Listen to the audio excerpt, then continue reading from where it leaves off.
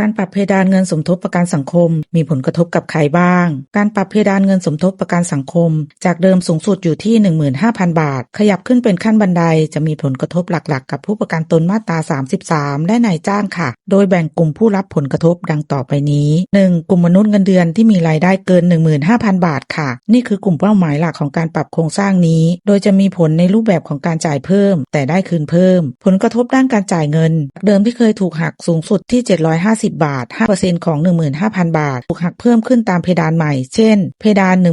17,500 บาทจะถูกหัก875 บาทเพดาน 20,000 บาทจะถูกหัก 1,000 บาทเพดาน 23,000 บาทจะถูกหัก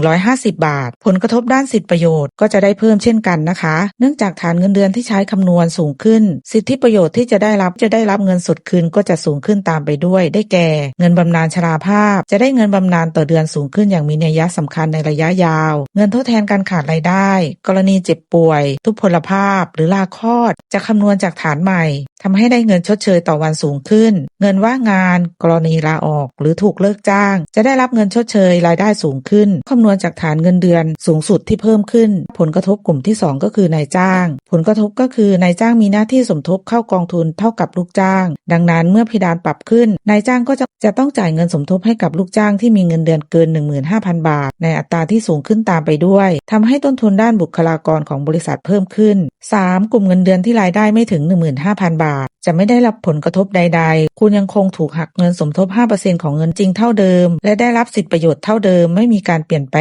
งสรุปคนที่ได้รับผลกระทบมากที่สุดก็คือคนที่มีฐานเงินเดือนสูงเกิน 15,000 บาทขึ้นไปถึงแม้จะต้องถูกหักเงินต่อเดือนมากขึ้นแต่ในระยะยาวจะมีความคุ้มครองที่ครอบคลุมค่าครองชีพจริงได้ดียิ่งขึ้นโดยเฉพาะเงินบำนาญหลังเกษียณค่ะ